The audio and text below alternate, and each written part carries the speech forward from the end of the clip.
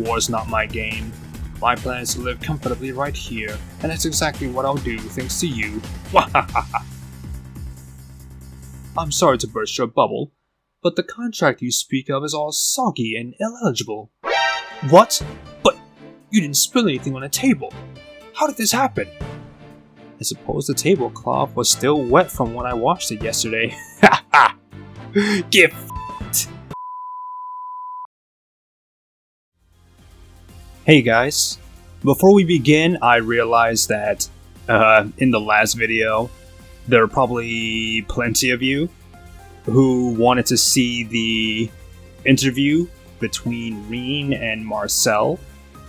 I'll be honest, when I was making the video, I didn't really care for the interview itself. I didn't really care about, the backstory of all this, geopolitical nonsense.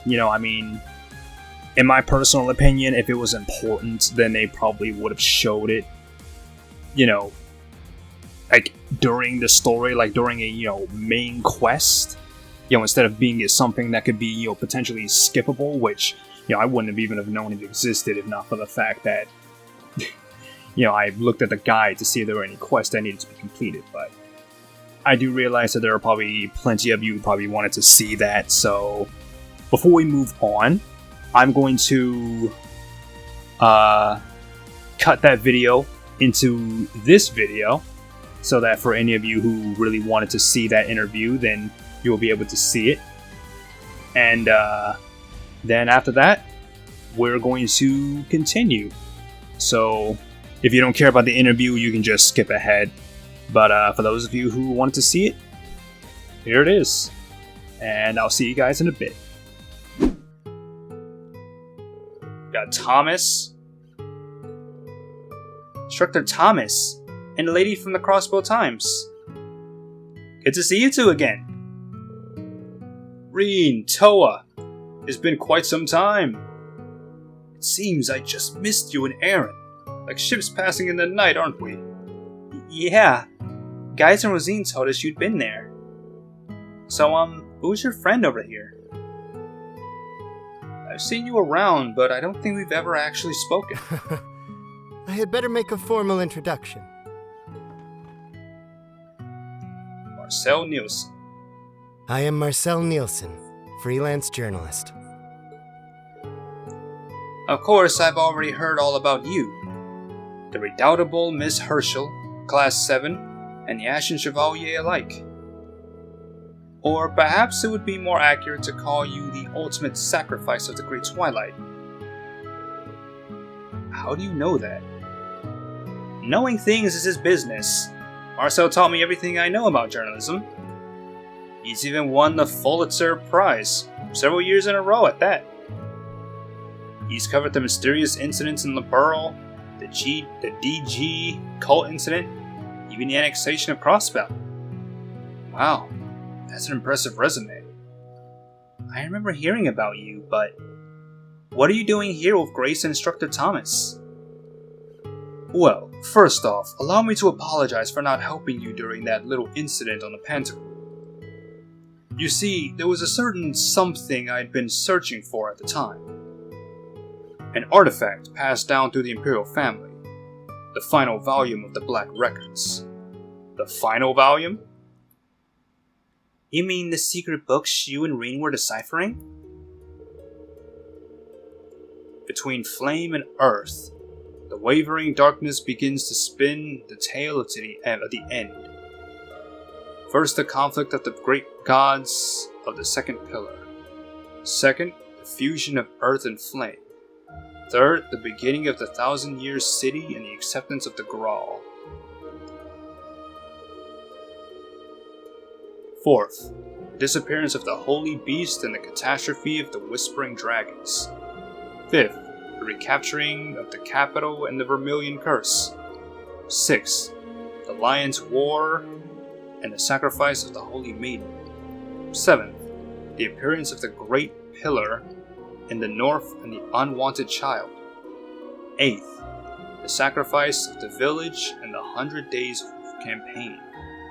Ninth, the great blue tree to the east and the appearance of the cursed castle. Thus, the 1,000-year-old wish was fulfilled. When the sacrifice is made and the ancient blood flows, the path to the Graal of Erebos shall open.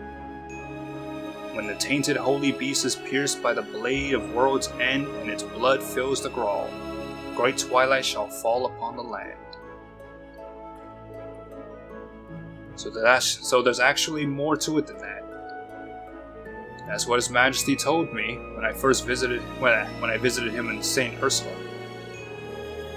There's an additional volume relating what will happen after the Great Twilight. Sadly, however, His Majesty never read it himself. Whoa, it can record even the future? That's artifacts for you. They operate on a whole different kind of logic. All that stuff about the recluse cube back in Laburo? Whoosh! Right over my head. I think all of us are at a loss over it too. Blech. I think all of us are at a loss over it, to tell you the truth. Lucky for us, Mr. Nielsen's already gotten a hold of the last volume. Right? Huh? Oh, right on the money. My. This must be the work of the 8 League School's famous unclouded eye technique, no? It's as you say. I possess the final volume. It took a month of searching all throughout the Empire. And curiously enough, though my own eyes are themselves clouded, I can still read the contents of the book. That this is the final volume of the Black Records is an unmistakable fact. Naturally, once I heard about it, I set about negotiating a trade. In the end, we settled on a very simple condition. All you have to do, Reen, is give Marcel an interview. Huh? Me? Like, that's it? You just want to talk? But don't worry, I don't actually plan on publishing it.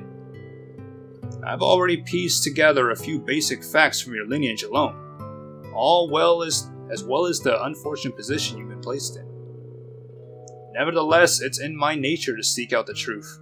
I want to find out exactly what's going on here in Erebonia. And what better way to get to said truth than to ask one of the people directly involved? Everything I've heard puts you at the center of all the strange happenings that have occurred over the past few years. I'd be happy to give you the last of the Black Records in return for answering a few of my questions. Green. Goodness me. Ozzy told me you are perceptive, but it's rather unnerving just how much you already know. What do you say, Reen? The decision ultimately lies with you. The war is only 5 days away. This could help allay the situation, if only a little. Guess so. Sure. Alright. You can ask me anything you want. You have my thanks. I really appreciate this, Reen. Hey, do you mind if I sit in on the interview? I'm joining in too. No journalist worth their salt will let a chance like this get away. Toa, Thomas, and Graves remained in the room while everyone else left to wait outside. Thus did Reen's interview with the blind journalist then begin. Quest of interview with Nielsen started. Okay. So everyone's outside. So I gotta just answer some questions. And looking at the guide, it seems there is some correct answers. Now, Reen, I understand that Thomas was your history teacher. And given Miss Herschel's grandfather's expertise, I'm certain she knows her fair share as well. So I'd like to press right on and get to the heart of the matter, if that's alright with you. Yeah, sure. I had to admit, I'm feeling a little nervous. You can go ahead and start whenever you're ready. Can't let my nerves get to me. Let's begin with a quick synopsis then. As it stands, the Great Twilight phenomenon is currently enveloping the whole of Erebonia. The force behind it is called Operation Jormungand, while the resistance against them is referred to as Mil Mirage. Moreover, the key factors of this entire dilemma are the 7 divine knights, as well as the 2 septarians they had been forced from. A great number of the implications behind these events are too much for humanity at large to handle. They make the history of our entire species feel trivial, meaningless even. But, if we seek out these truths with an open mind, I believe there's more awaiting us than mere existential dread. What's happening here goes beyond just Erebonia. There are a myriad of different factors at play. There are? I see. Sounds like this is about to get deep. Just how much does this guy know? One of those factors is, of course, the Erebonian Empire. Thanks in part to the Arnor family owing allegiance to neither the clans of Earth nor Fire, they quickly rose to prominence. Thus, today, Erebonia stands as one of the oldest nation-states in Cimmeria. With the help of the Septarian Church, it quickly expanded both its territories and its influence. That spectacular growth was also what gave birth to the Empire's unique system of class. All of which culminated 250 years ago, the War of the Lions. There are plenty of intriguing rumors regarding what went on behind the scenes, but that's not quite what concerns us at the moment. What does concern us is what happened in the wake of the war, something that's exerting an influence on the world even today. Do you know what it is I'm referring to, Reen? I think so.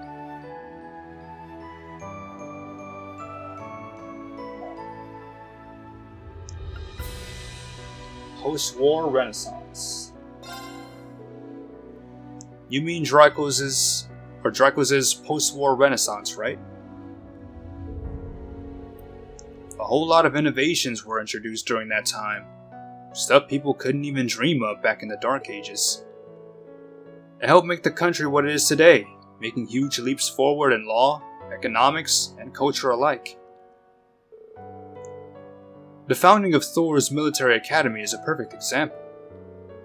That's right, because anyone can enroll regardless of class or nationality. It helped a lot of commoners get into the Imperial Army or obtain government posts. Thinking about it like this, you could say it indirectly led to the formation of the noble and reformist factions, and even the Civil War itself 2 years back. Right. The noble faction would have never been so militant if those class distinctions hadn't been so pronounced to begin with. Assholes. That likely had repercussions beyond the army and the government as well. Very good. Seems we're more or less on the same page. Let's move on to the factors at work outside of Erebonia. Now, I realize that's a rather broad description to use. Dry, Northumbria, Nord, Crossbell, and the Borough. It's nice to know where these places are.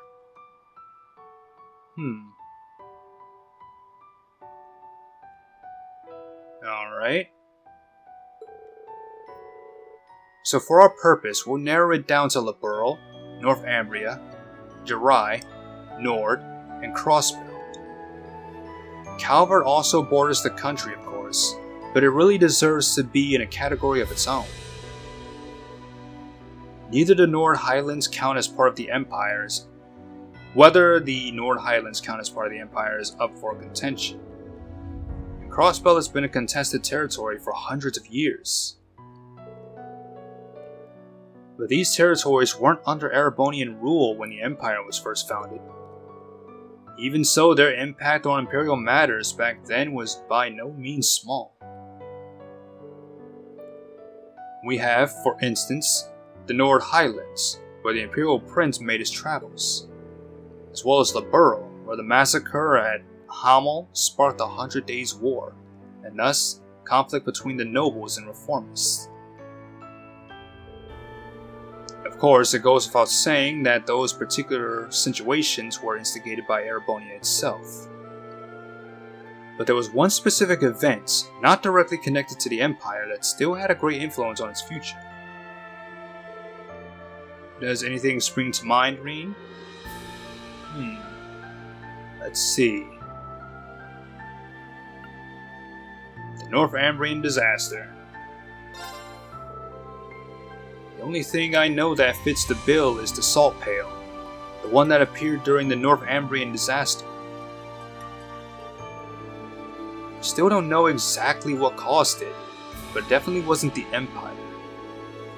A natural disaster like that would surely have had far-reaching consequences. That's true.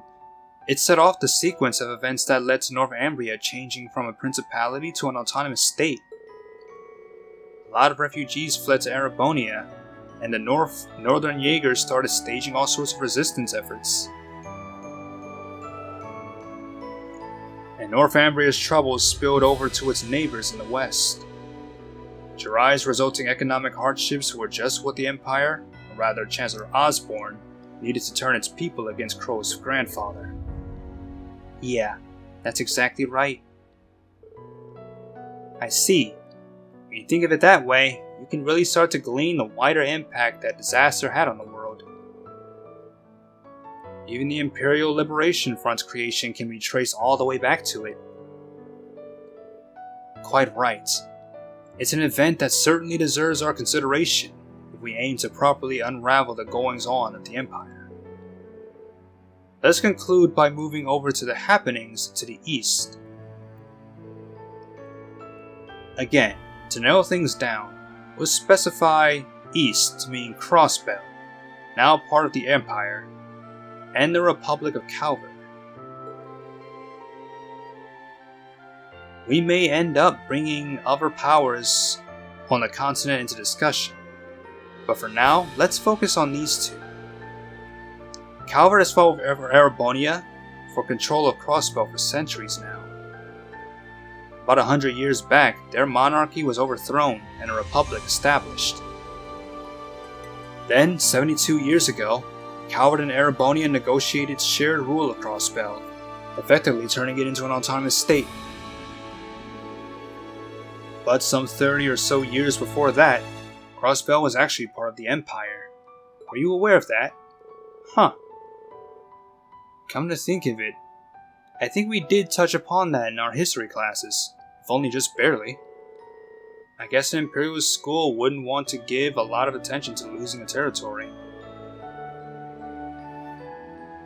We still have the old Governor General's residence from when we were first under Imperial rule too. There were rumors the old pro-Erebonian speaker took it as his mansion. He ended up holding some really shady auctions in there. Missions like this are a common story, I'm afraid. For the Empire, the shared jurisdiction represented a loss, a humiliation. Thus, they gave it less and less prominence in their histories over time, in an attempt to cover it up and diminish its importance. I see. Yeah, that explains it. Dracos' post-war renaissance spurred Calvert on to make a great number of societal changes, many of which led to them increasing their own sphere of influence, eventually resulting in a dispute over Crossbell. Tension between the two nations has festered throughout the generations, especially on the side of the Erebonians. And the curse is bringing all of that animosity to the forefront. Calvert's revolution was a time of rapid change and upheaval. These things are never exactly simple, but there was one force that was instrumental in overthrowing the old social order. How's your knowledge of international history, Reen? Do you know what it was? Well, immigrants from the East. A lot of people emigrated to Calvert around that time. They still do to this day, in fact. Indeed, at the time, Calvert was verging on the brink of an economic collapse. It's said that the merchants moving in from the east gave the revolutionary forces enough financial aid to tip the scales in their favor. There are also rumors that Eastern assassins were sent after major leaders on both sides. So that's how the flow of people from the east affected Calver's revolution. That revolution led to Crossbow's autonomous statehood.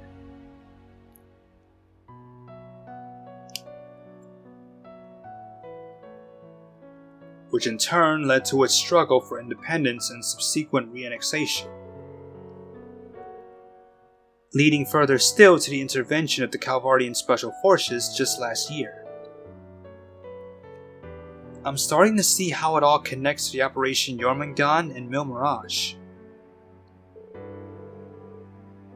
Yeah, there's more behind the scenes dealings in this than just Erebonius. This isn't really an interview, is it, Mr. Nielsen? It's more like a debriefing. Thanks to you, we now have a much firmer grasp of the continent's past,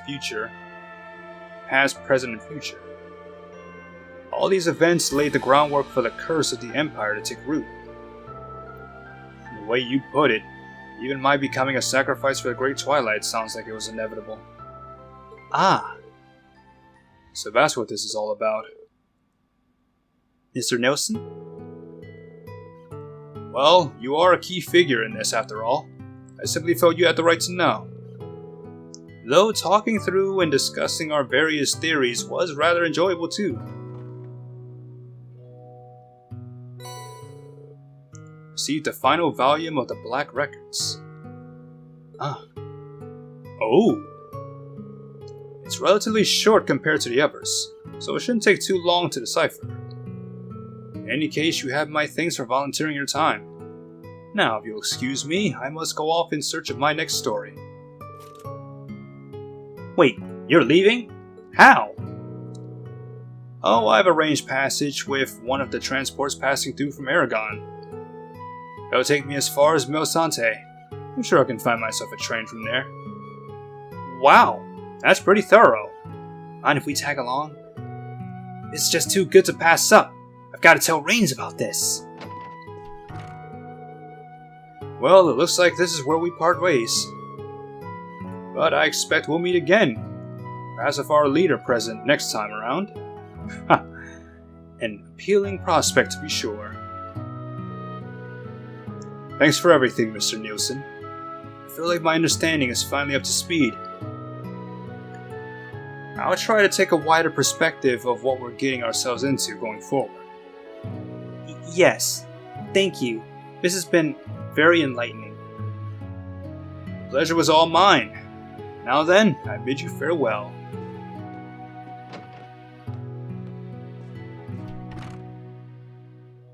Alright then. And we're back. What's up guys, this is Snappy Cat and welcome back to more Trails of Cold Steel 4. If I sound quieter than I usually do, it's because I am currently recording this in the middle of the night. It is 12:54 right now, like in the middle of the night. And the reason why I'm recording this so late is because I realize that, I really do not want to, I really want to go back to when I used to post videos like, you'd like, if you go back, if you guys remember, like back, like my first subscribers, like you probably remember when I used to put out videos like, you'd have like 2 videos every 3 days. And it's like, I would record a video and then, the next day I would edit the video, post a part up, and then the next day I would edit the rest and then post that video up. And then the third day I would rest or something like that. It was just basically, well, no. Okay. On day 1, I would record the video. Then the next day, I would edit it, post a part, then rest for the rest of the day. And then the next day, I would edit the rest of the video, post that up, then rest for the rest of the day, and then on the fourth day I'd record and then just repeat. Okay. So I really want to go back to giving you guys that consistency again, because I realize that my consistency is terrible right now. And trust me when I say that I am probably more disappointed in myself than you guys probably are about me. Like, believe me when I say that I really do want this channel to be a thing. Like, obviously, I know there are plenty of YouTubers out there who are like, you don't want to rely on YouTube, you don't want to, rely on your ad revenue, and, being a YouTuber is saying, no, it's risky, that's perfectly fine by me. I do want to admit that, there are two reasons why I do Let's Play videos. The first is because it's something that I've always wanted to do. Like, even before, I even knew that you can get paid for making YouTube videos, I've always wanted to be a Let's Player, because I'd see Let's Players playing games and I'd see them just being stupid. I'd just see them do just stupid things like, oh my god, idiot, just press the button, or oh my god, you idiot, if you just look to the left, if you just look around, explore your surroundings, you wouldn't have missed this simple and easy to find thing. It's one of those moments where it's just like, oh my god, if this were me, I wouldn't have missed that. And that's one of the reasons why I wanted to become a YouTuber in the first place, because it's like, oh my god, I would do such a better job, And obviously that may or may not be the case, but it really did inspire me to really want to, do this, for a living. Even before I knew it was something you can do for a living. But the second reason why, of course, I wanted to do this channel is because I hate my fucking job. Like, I started this channel before I'd have to start working. Like, real life things happened. I had to leave my job, move to another state, move in with my aunt and uncle. And, I had a lot of time to just, chill and relax and, just pursue a few things. And this is one of the things that I pursued, was just, this was something that I really wanted to do. And I felt like, after everything that happened, and when I moved in, this was something that I really wanted to pursue. So, you guys can jump down my throat all you want, but let's be honest. All of your favorite, think of any of your favorite YouTubers and tell me they still have a full-time job doing this. Like, let's be honest. We all love YouTube. We may not love the things that YouTube is doing, but we still love YouTube videos. We still love our creators. We still want to support them. And, this was something that I thought, I really do want to do this. I wonder if this is something I could do for a living. And if not, maybe do it for a living, then maybe it will be something that I could, make a few extra money off of in the future, But for now, it's not really about money. It's mainly just about, just playing games, having fun, doing what I can. So, as it is now, it's basically just I'm just doing this for fun. Like, it's going to be a long time, if any time, before this channel becomes anything that I can monetize. But yeah, I really do. Like, I'll be honest, if not for you guys who continue to watch my videos, like just the 20, 30 of you who watch my videos like whenever they come out, if not for you guys, I wouldn't be doing this anymore. Like, if not for you guys watching, I would have stopped a long time ago. Most likely. So, I know I probably don't say this enough, but I am very thankful for all of you, for each and every single one of you who watch my videos, who subscribe, who like, all of that stuff. I'm not gonna, do the whole, don't forget to like, subscribe, favorite, blah blah blah, share. I don't really care about that. If you want to subscribe, you're gonna subscribe. You're gonna like, you're gonna like. The only thing that matters is, whether or not the channel grows into something that maybe I can rely on in the future. And believe me when I say, I really do want this channel to be a thing in the future so I can quit this dead-end job and just relax. Alright? I mean, I don't want to say like, hey, don't forget to subscribe and like the video, but believe me when I say that if this channel becomes a thing, I will be able to I'll be able to put a video whenever the hell I feel like it. You want more videos, you gotta help the channel grow. That's basically how it is, but like I said, I'm not gonna jump down your guys' throats telling you to subscribe and all that nonsense. You will do what you want to do, and I'll post videos whenever I can. But yeah, I pretty much got off track. Basically, I'm recording in the middle of the night. It's like 1:01 right now, and honestly, I believe that this is the best possible solution to me regaining that consistency I used to have with uploading videos. Because, trying to wake up in the morning to record a video is difficult because it's like, I just want to sleep. Like, I don't feel like getting up. Of course I gotta get up for work. I can't sleep, when it's time to go to work. But generally, it's like, I would go to sleep and I just wouldn't want to wake up. I would usually record a video at like maybe 10 to 2, like 10 a.m. to 2 p.m. But it's like, I just don't want to do that because I just want to sleep. I don't feel like getting up. But I can definitely record a video after work. It's just, I'm just thinking to myself like, I don't want to bother my aunt and uncle. I don't want to wake them up and, keep them up and bother them because my voice carries through the walls because it's deep enough that it does that. But I can record a video after work. I can definitely do that. So, in my personal opinion, this is probably one of the best solutions to getting that consistency back, is recording during the night.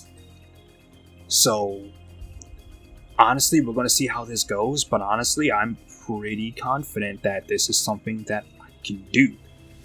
Like, getting up in the morning to record a video, like, I don't like doing that, especially before, I don't like doing that before work, because it kind of stresses me a little bit, like, oh my god, am I going to be able to complete this before it's time to go to work?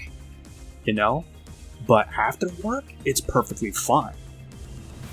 Then, I have all the time in the world, like, at least until like 4 or 5, in which case I'll just go to sleep until it's time to go to work, but, But yeah, I'm actually pretty confident, like, we're gonna see. We're gonna see, like, unless I get, like, a message on my phone telling me, like, hey, can you not record in the middle of the night? Can you do this, like, in the morning? Like, unless I get a message on my phone while doing this session, then I'm pretty confident that I can record videos in the middle of the night, as long as I keep my voice a little quieter, and then I can put out videos. So I may not be, I may be a little less enthusiastic than normal, but believe me when I say that I'm very confident about this. So yeah, we're gonna see how this goes, but otherwise, I'm pretty confident that I can get that consistency back to like 2 videos every 3 days. I want to get back to that as quickly as possible. I want this channel to grow, but it's not going to grow if I'm not doing anything. Like, I know this intro is still going on long, but one of the things I wanted to bring up was that I was watching a video about how there are people, like, the millennials, these days, like a generation of people who, they want to be the next big thing. They want to be, have their name attached to like a big project, but they don't want to put in any of the work to actually get there.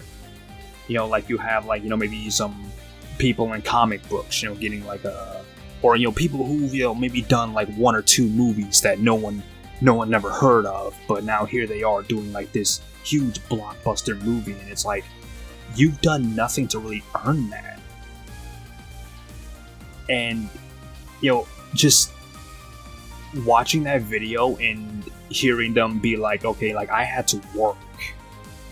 I wanted to get to where I am today. I had to also work, and then when I got off of work, I would be, doing this. I would be doing this thing, and that pretty much of course, these, recording at night was something I had planned on doing. regardless. But it's like, it really inspired me to like really, like, I feel like even though I say, of course, the reason you're not getting as many videos is because, work is stressful and I want to de-stress. I want to have a little fun, play a few games, look at some internet videos, whatever. But it's like, I feel like I'm still not putting enough effort into doing this. Even with a job, I should be able to bring you guys content. So that's what I'm going to do. And I feel like recording in the middle of the night is the best way to do that. Because I can record after work. Recording before work, it's like, I can do it, but it's like, I don't want to do it. But recording after work is definitely something I can do as long as I don't, bother my own number and get a message, get a ding, But yeah, this intro's gone on long enough. You probably skipped ahead, but I just want to let you guys know that I am actually very confident that hopefully from this point forward, I can give you guys way more videos now. Like, at least back to where we were before. So, yeah. Let's cross our fingers and let's hope that, this isn't me speaking out of my ass this time. So, yeah. Anyway, I think we completed all of the side quests. I went to turn them into Alpha and she came up. How did everything go? Now Elise came up. I got to rank A2. I see. Good work, everyone. So yeah, that was done. If you'll excuse me. And we got a pretty cool armor out of it. You see here we have General's Coat, which is something pretty much everyone who matters has. But we got Avalon Garb, which increases it so much. Like, oh my goodness, it increases it by such a large amount. Like, I think it increases it about... No, I think it definitely increases it by a large amount. Like, Excel Jacket, Hooded Sweater, like... These aren't that big increases, but this... Like, this is a huge increase. Plus strength and magic and speed. That's pretty big. Like, yeah. So we're gonna give that to Reen. Because of course. And, yeah, everyone else is looking pretty nice, I'll be honest.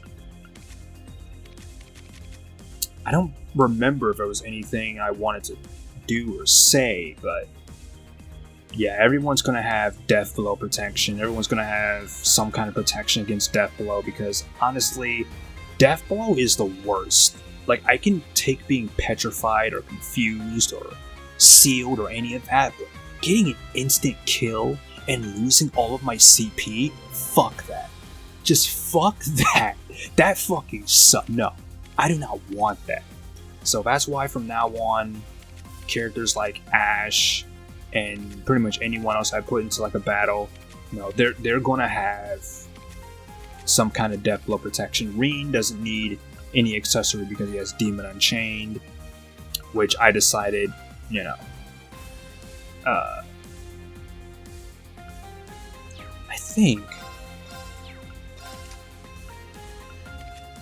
yeah, I was gonna do something here about this. Oh yeah, that's right.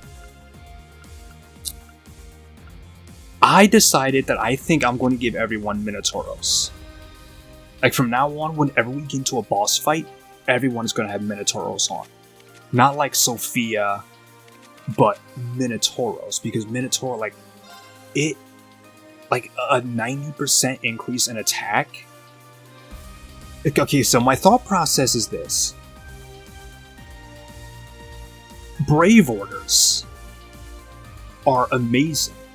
Particularly the ones that, increase your defense, make it so that you receive less damage, or even, ones like, Altinas, which basically, like, nullify all damage and even reflect it. But the downside to those Brave Orders is that, the more turns you get, the less these things last, So my thought process was, okay, what if I gave everyone Minotauros? Sure, everyone, has, a delayed attack, but that means the Brave Orders, like, Black Tortoise formation, will last so much longer. Like the damage increase, like 90% damage, like that is good. That is so good. And I'm just thinking to myself, if I just gave everyone Minotauros, then they'd be doing so much more damage. And the delay after the attack would be good, because if I'm using a Brave Order, that increases, reduces the amount of damage I take, then it'll last longer even when the enemy attacks me, and it'll be all worth it in the end. So, yeah, I actually really do like that. So from now on, whenever I go into a boss fight, or whenever I know a boss fight is going to happen, I'm going to give everyone just Minotauros. Everyone's going to have it. And Rain, I think I'm going to give Rain, when he gets into a boss fight, I think I'm going to give him Bridget again. Because 4+ every turn, I mean, Yuna is great. Don't get me wrong. But I feel like Demon Unchained is very just necessary. Like going Demon Unchained and using, I forgot the name of the attack, Helix. Like, it's just, I feel like I'm not going into Demon Unchained as much as I'd like to. So we're going to see about that. I really want to go into it more often, and I need more CP. And this just isn't enough. So, yeah, we're going to see about it. But, yeah, I don't really have much else to say. For this part, it's just going to be basically just running around talking to people. So, yeah, we can see how I get there. Here it is. So, yeah, we're just going to... We have a lot of places to go to, a lot of people to talk to, and that's going to be... Oh, and we also have the trial chest. So, we're going to go around, we're going to talk to everyone, and after that, we're going to go to the child chest, and then the next part, we're going to do the bonding events, and then after that, we're going to get back to the story, hopefully. So, let me just pull up my guide real quick. Alright, and now we're gonna head out and start talking to people, because, oh my goodness, this is gonna be... There's probably gonna be a shit ton of people to talk to, oh my goodness. Oh boy, here we go. I hear the 1st and 16th Armored Divisions are mustering their forces at the Titus Gate. They must be setting up to advance the cowbird from the Liberlian border. At the rate things are going, the whole continent may be consumed by this great war. Considering the disparity in military capabilities, human casualties are inevitable. I plan to consult with Marquis Higharms on how I can support those who survive the war. Oh, that's good. Yeah, it's nice to see that Elliot's music had an effect on these people, because I remember you were all for the fucking war, but now it's like, nah, I want to help people, like, cope after it, But hopefully, like I said, hopefully it won't get to that. Hopefully we can stop it before it gets to that point. And in order to do that, we gotta take out Osborne and his stupid fucking knight. Phew! I'm real busy. My wife and I's delivery service for her luxury grocery store is back up and running. I'm about to say, like, what is it, I's? My wife and I's? Goodness. After my truck was requisitioned, I was sure I'd hit the end of the road on it. But Rasumi knocked the sense back into me, and I borrowed a new one from Kleist & Co. Oh, Kleist & Co, God. I've gotta hustle out there now. I don't want to put any more stress on my wife than she already has. No, good on you, man. Oh, look at you playing the violin. Hey, did you hear? Miss Fiona came to the concert, and she taught me so much. I just need to get the beat, and it'll be perfect. 1, 2, 3, 4. 1, 2, 3, 4. Matching with the beat is tough. Oh, you'll get there. Hedda and I submerged a radish in water, and it's begun to sprout leaves. Apparently, all you need is a simple radish stem, and you can cultivate leaves that are just as edible as the veggie itself. Ooh. I never would have known if I hadn't looked it up. It's quite a bit of fun to learn about little life hacks like that. Little life hacks. Is that true? Is that a real thing? Is that an actual real thing? Because that'd be interesting if that is. That sounds like a real thing. I heard they were requisitioning grain from my contacts back at the food agency. They said there's nothing we can do at this point but cooperate. The way things are, it's only a matter of time before bread becomes a luxury item. War or no, if we don't put proper priority on our food supplies, the country has no future. Dear, how about we speak to Marquis Ballard? Ah, yes. Couldn't hurt to try at least. I'm sorry, my dear. I know I said we'd enjoy the last years of our life in peace, and now this arises. Well, I've been waiting for you to retire and come home for the last 30 years. Waiting a little longer won't make that much of a difference. Aww.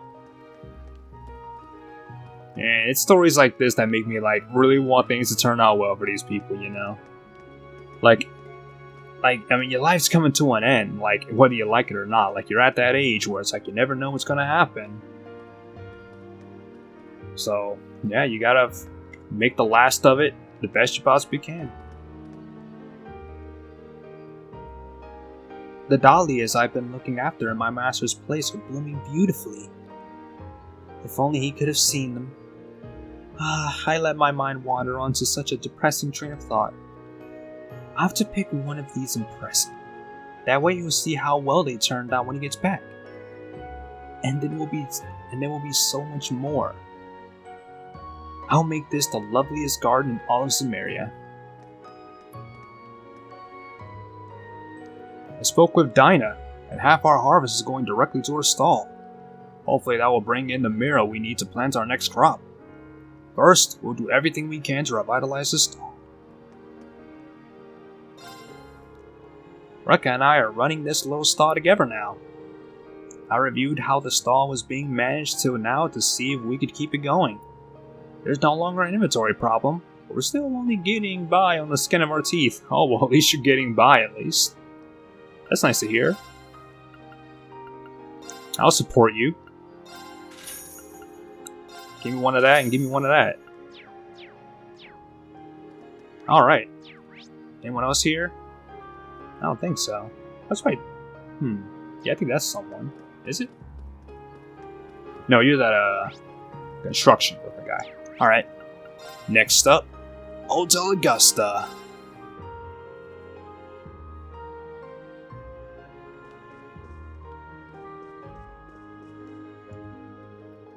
We've had a lot more guests arguing with each other. But when the manager talks to them, they end up calming down for some reason.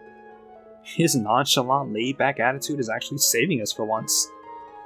I'm sure he'll manage to take care of that argument over there too, so there's no need for you to worry about. You say General Le Guin is part of the rebel forces? Know your place, commoner. I haven't heard anything about General Le Guin from the newspapers or the radio. I was just saying it was suspicious. Exactly. Weren't you implying that the general was part of the rebellion by saying that? Well, I mean, it is true. The government announced that General Le Guin is at the front line waiting for an opportunity.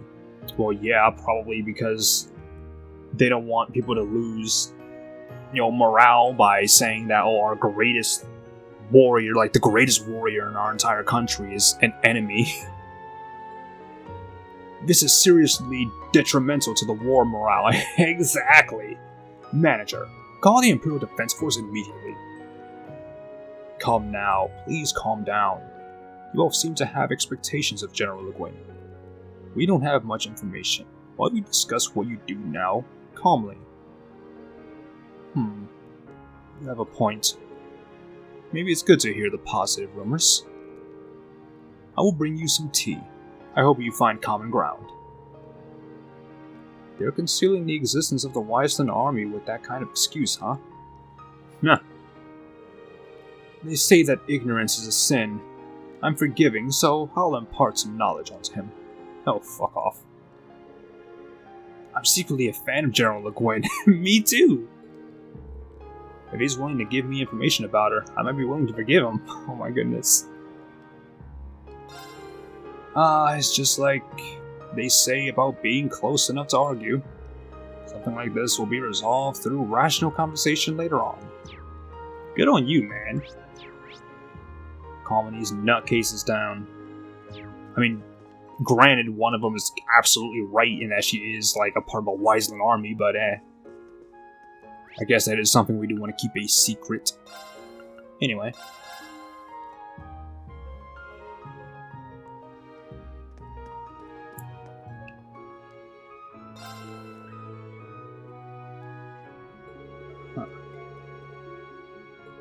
For some reason we have orders.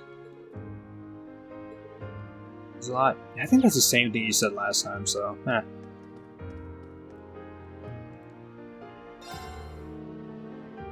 The delivery service I operate with my husband started up again. Recently, my husband's truck was requisitioned by the military. But it just so happened that Kleist & Co., on managing Director Hugo's orders, began to support business owners in the flow of goods. My husband borrowed a truck from the company, so he's been able to resume his deliveries. I had no idea what we were going to do for a while. I'm going to work hard with my husband to make this relaunch a success. Well, I mean, at least Kleist is actually doing something to make the world a better place, even if it is just a little bit. I've only been hearing bad things about Kleist & Co. recently. People are saying they're in league with the government or are covering up illegal activity. Well, I mean, I know they're in league with the government, but I don't know about illegal activity, though. They were so popular, but now they've disappointed so many. I wanted to eventually visit Kleist Mall, but in light of recent news, I think I won't. That's just so disappointing. Wow. Yeah, I get that. I know that feeling. It's like, wow, like, after this war, like, I don't know about your reputation, Hugo. Oh, what are you mad about? The bookstores in the capital are voluntarily removing books published in Calvert from their displays. I just can't believe. I don't know what I've read and what I haven't. All I know is that there's just some people here who have some new things to say. Like you. Oh, hey, Toval paid me a secret visit just earlier. He was doing much better than I thought he'd be. It was such a relief, but he really does like to cause a scene, huh? Ah, Toval showed up here? Yeah, I used to provide some assistance to the guild's St. Arc branch back in the day. So Toval and I are well acquainted. I wonder, are you in a previous game? Like, does anyone know if Kestner is in a previous game? Because that'd be interesting. The branch may be gone, but there still needs to be somebody to sort the help requests and provide weapons to the bracers. We have also been collaborating with the Legrand branch in certain cases. I see. That makes sense. I heard about your situation. I can't do much, but I hope to fully support you and the bracers. If you ever need weapons or armor, you're always welcome to my store. Thank you very much. Oh, I like this guy. I like Kestner. So he's a good dude, man. Anyway, I don't know if anyone needs any new weapons. Everything's weaker than it probably already have, so yeah, there's a new weapon for Altina, but I have my team. Reen, Yuna, Kurt, Ash, like, yeah, that's the team right there. Although there are plenty of things that Altina and Music can do, but I like this team right here. We got Reen because obviously. We got Yuna because Quick Star. We got Kurt because he's a fucking monster when it comes to evasion, and then you have Ash, who's just a monster.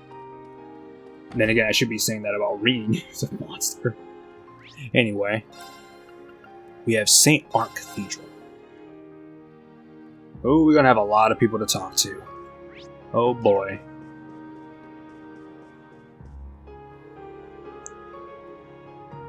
Thank you for such a generous contribution. Please allow me to offer my gratitude. Please, don't worry. The Archbishop already thanked me. I was worried that it wouldn't just be medicine needed, but gauze and bandages. I just hope my contribution will help you restock. Thank you so much for your concern. We'll use your donation wisely. Aww. I wanted to do my part, so I wrote a letter to my father and had some money donated to the cathedral. Normally there's probably a need to consider profit when moving Mira, but helping those in need is the most someone as inexperienced as me can manage. Hey, that's something at least. It's like you may not know what you can do, but gotta help wherever you can, especially if you're from a rich, noble family. Felicia has donated an incredible sum to the cathedral. We're so grateful for her desire to help us. I finally finished tilling the soil. I've decided to cultivate olives in this patch. Vegetables and trees require a different method, so there's a ton of studying I have to do. Why do I want to plant olives? That's a secret. Everyone's depressed before the war, but no matter what trials we face, we must keep pushing forward. More and more people are being conscripted for the war effort. Fortunately, there are many brave folks here. But I'm sure they're nearing their breaking point, even if they're not showing it. I just hope that we can bring some relief to everyone's hearts, just like the performance earlier. Performance? From Elliot.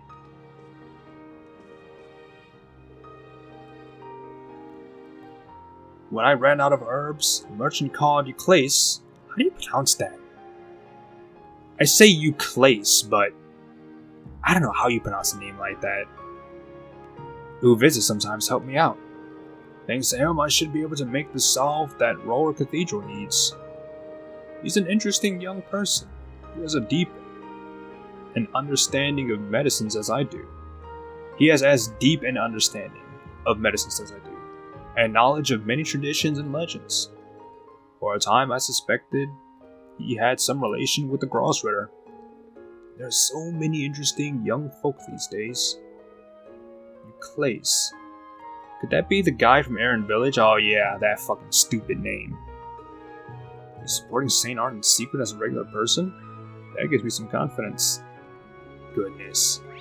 Anyway. Next up, goodness, look at this. Oh boy.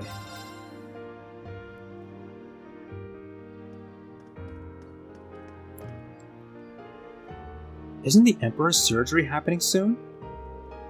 Empress Priscilla and Princess Alphen must be beside themselves with worry. There may still be Carvardian spies around, so it may be difficult for them to go outside. But I really hope the two of them are able to pay the Emperor a visit soon. I see. His Majesty's. It'd be great if we can visit the Emperor too. Alright, so he's the only one outside, so... Next up, Maple Cafe and Inn.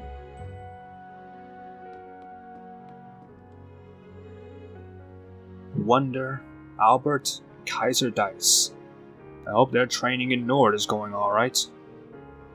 My contact managed to persuade the supervisor at Cinder Gate. He managed to get them to Nord safely. Many have left Nines because of their public image, while others have been conscripted. They're the only one left for the club. We all hope to have a future after the war. It's in my best interest to make sure they're thriving out there. Oh, good on you, man. Yeah, so so Kaiser Dice and them went to Nord, huh? Well, we certainly can't go there. I hope they're doing alright, though. Especially after we saved Kaiser Dice. I got a response from Nash. Corolla, I had no idea you were so madly in love with me. I can't promise that I'll marry you, but if I come back from the war in one piece, I wouldn't mind going out with you.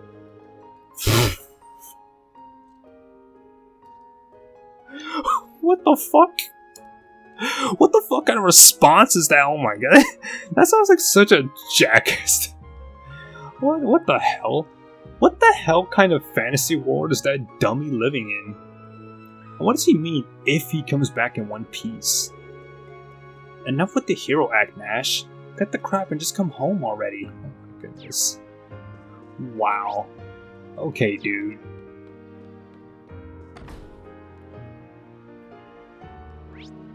Next up, Chambers Orbital Factory.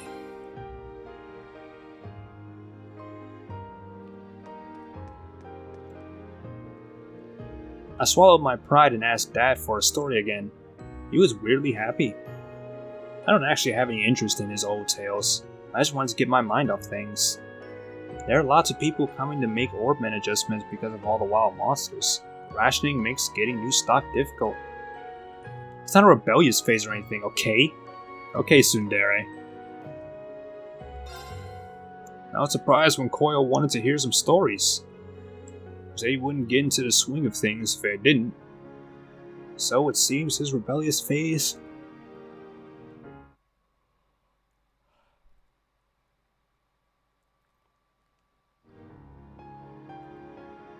Said he couldn't get into the swing of things if I didn't. So it seems his rebellious phase ended pretty quickly. Oh, and lately, all the plants in my store began withering. It's said that things like this are harbingers of ill tidings, but in reality, war is almost upon us. I can't help but feel it was really an omen. Oh, definitely. Next up, Demeter Exchange and Antiques.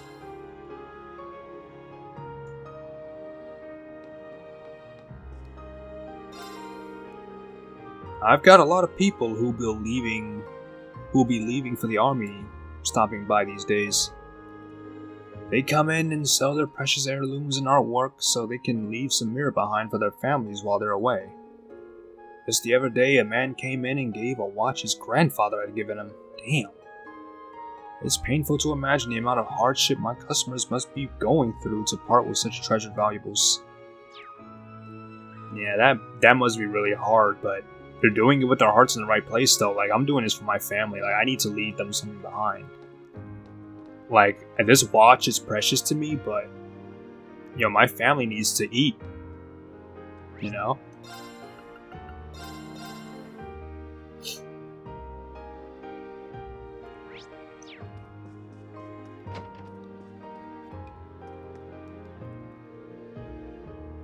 Mom and Dad wrote a letter saying that we should devote ourselves to the Empire. And that soldiers should die for the Great Erebonia if that's what it takes. That's just so wrong. Mom and Dad are so wrong about all of this.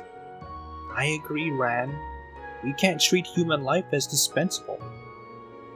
From what I could tell in their letter, they're planning to come pick you up in a few days. So please remember this. Don't lose sight of what you know is right. And be sure to follow your heart. Uh-oh. A few days, huh? Hopefully we'll be back here to see that, cause... Nah. You two need to get your fucking act together, alright? Well, we're gonna smack the fucking curse out of your fucking ass if that's what it takes. Anyway. Noble District.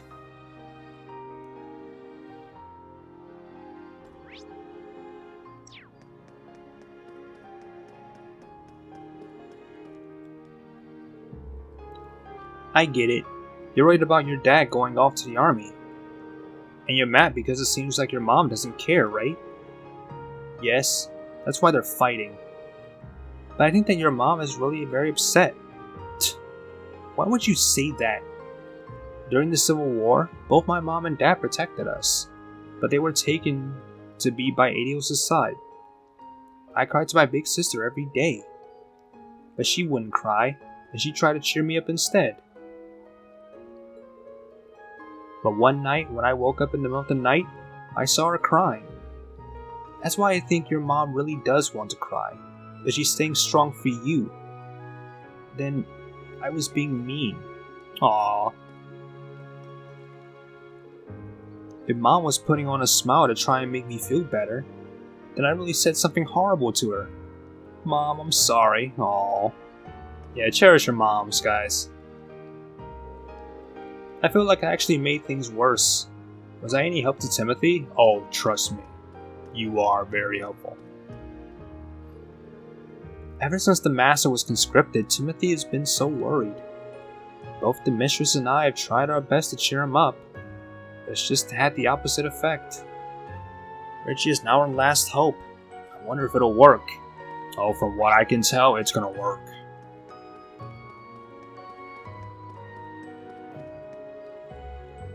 Marquis Hyarms is here today. Ah! There are some other visitors today, too. If you have business with Marquis Ballard or Marquis Hyarms, then you may proceed. Well. Marquis Hyarms' mansion. Let's go. Uh-oh. Marquis Hyarms? I was under the impression that you were in hiding. Apologies for the intrusion. Up, and here she is. I need to have a little confidential discussion. Would you mind terribly if I had it here? A confidential discussion, you say? Make yourself comfortable. This is your mansion, after all. This golden-haired young lady, I don't think I've had the pleasure. It's nice to see you. I'm Lucy Sayland, secretary to the Grand Prince of the Principality of Remiferia. Today, I'm speaking on behalf of the Grand Prince. Remiferia? I do have some information on the movements of your country. I thought they joined an alliance with Mildeen to take part in the war. I wonder why they're negotiating with Hyarms. Because that means Remiferia is still keeping themselves open to other options. Marquis Ballard, would it be possible to speak with you? I know that his lordship is well informed of the situation in all aspects. I hope you will use your great wisdom to help advise us on our best way forward.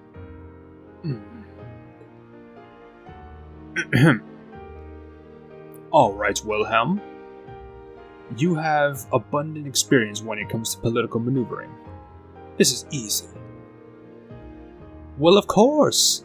I will definitely offer you the best advice I possibly can. What? Wilhelm Ballard, is that his name? Do you mean it? Thank you so much.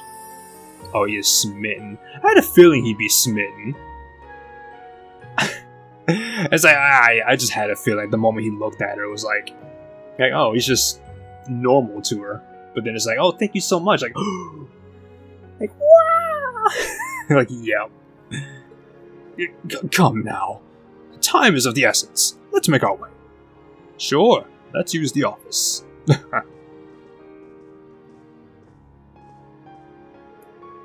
I'm impressed how easily you persuaded him.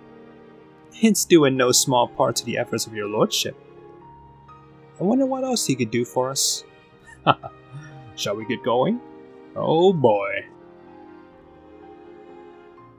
Damn, girl. Seems we came across this at just the right time. Secretary Lucy is holding a meeting with the two Marquises. Doesn't look like it's about Operation Mirage. Huh, how very interesting. She's in the office. This might be a good time to visit her.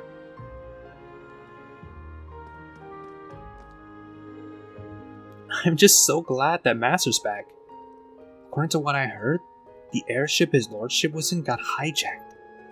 I'm ashamed that I was enjoying my life quietly passing by while the Master was in such a predicament. I'm gonna make sure that all the servants are better trained to serve the Master. Oh, you don't need to worry about all that. We got it. We saved them. We helped them out. I'm so happy. Master just returned. I knew I didn't have to worry about Master because Mr. Celestin was with him, but seeing him happy and well, I can't help but feel giddy. Oh. It's like, it makes me wonder, like, do maids in real life feel this way? Like, I feel like that's no. I can't go anywhere in this mansion, so. Yeah. Not my mansion. Oh, I wish it was. Yeah. Let's see what y'all talking about. What's going on in here? Why, hello everyone. Who'd have imagined we'd run into each other again so soon? Good to see you again, Lucy.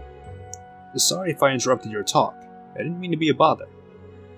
Oh, don't be silly. You're not a bother at all. Besides, the things we're discussing here today affect you just as much as they do us. It's hard to argue with that. But putting that aside for now, I've been traveling a lot lately, so I picked up a very interesting novel to read in transit. Ah! It's set in Remiferia, so that immediately caught my attention. That being said, would you mind taking it off my hands? My bags are heavy enough as is, and it would be nice to know it was going to a good home. Okay, sure. Can't wait to give it a read. Thank you so much. Here you are. 3 and 9, Chapter 8. Now, if I were Kayla, you would have to check to make sure the book wasn't bugged. But rest assured, no gift I ever offer you will ever contain any sort of listening device. Good to know! Oh my god, exactly, Rain. Good to know, I guess. Thanks. My goodness. I'm pleased to hear you've safely reunited with Prince Oliver. You had a hand in making the Courageous 2 happen, right? My involvement's only recent. Marquis Ragnar reached out to me in secret, enlisting my help. Oh, I see. Is the reason Lucy's here related to that? She's here for a different reason, but we're also working to find a solution to things. I've heard about your latest undertakings. The current state of affairs doesn't leave much room for optimism, does it? Still, I ask that you allow us to place our hopes on you as well. Of course. Please feel free to do so. Alright, then Marquis Ballot. The daughter of an honorable Remiferian family and Marquis High Arms. An interesting pair, to be sure. Their timing is perfect. I'd grown weary of hearing about the government in Wiseland. Now, let's see what kind of juicy tidbits I can extract from this lot.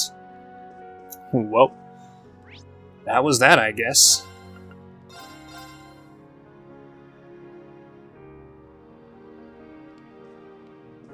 Now, here we go. Now that his lordship has returned, the master has a bit more room to breathe. It's such a relief. Supporting artists is a noble pursuit, but he was working himself to death. Even now, he must be under so much pressure, with the government requesting substantial funding. That's where I come in. It's my job to ease his mind by serving him the most delicious tea I can muster. It's been a while since we got a break together.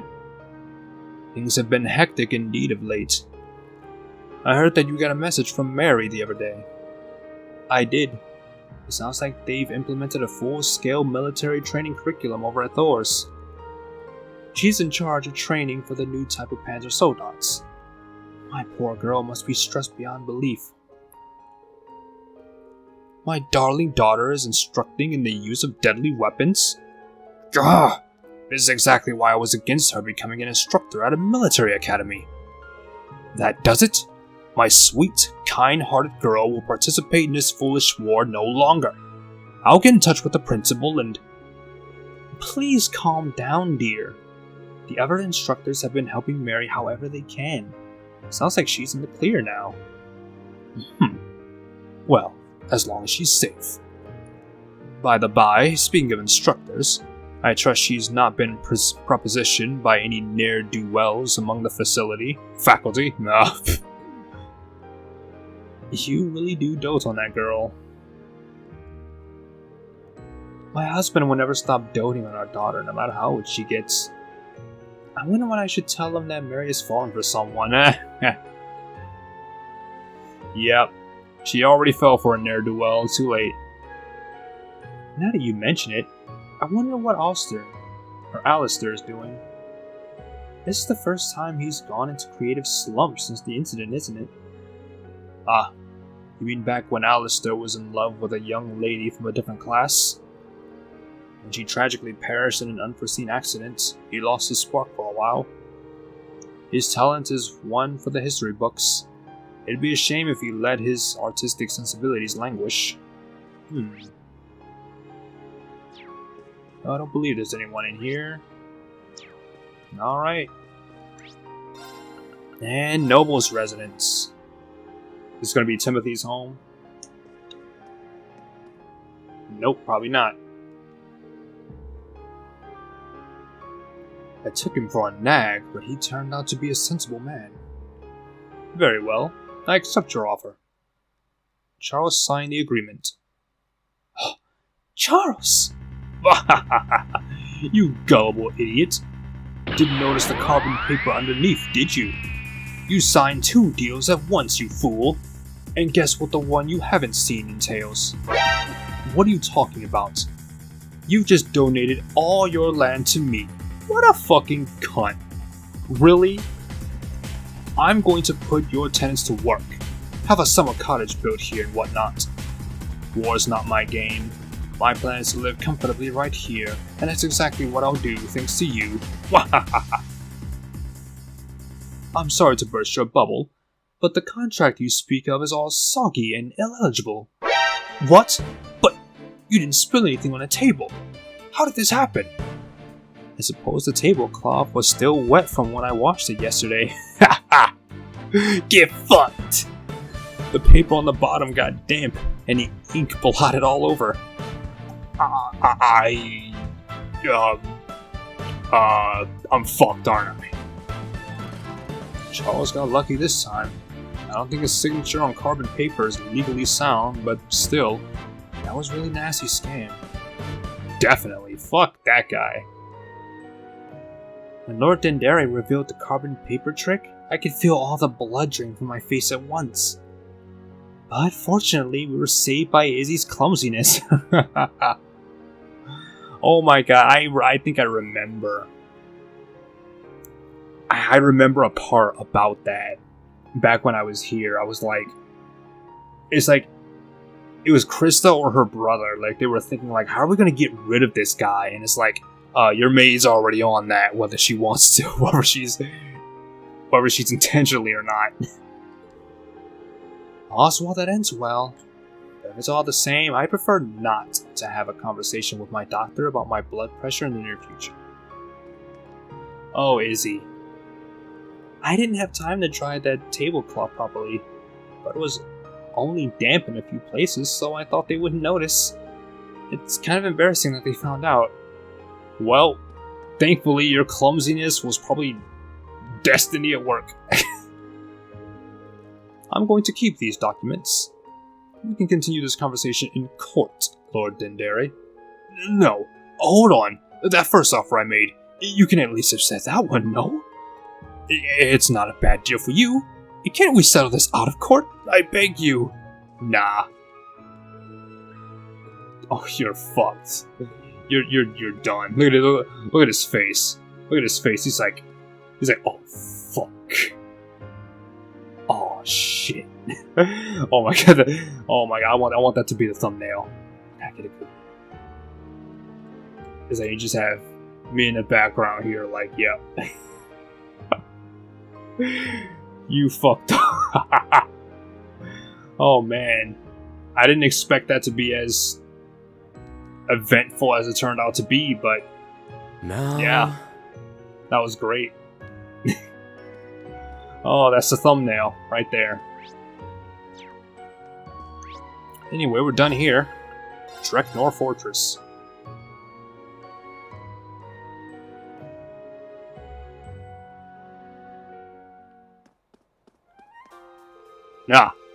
Uh-oh, fucking Alan.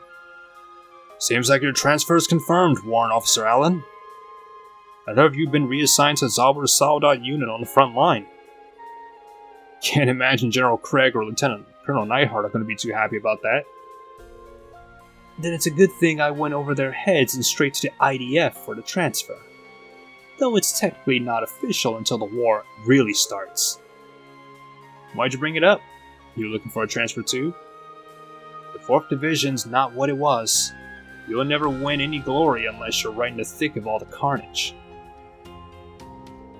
I don't know, sir. Being on standby and keeping the peace is still an important job. I suppose there's nothing we can really say to convince you of that now, though. But we'll all be rooting for you anyhow. I don't need you cowards to root for me. I can't believe you throw away the chance to crush the Republic once and for all. Bleh, once and for all. Well, if you won't come, you won't come. I'll just have to take down that many more enemies in your place.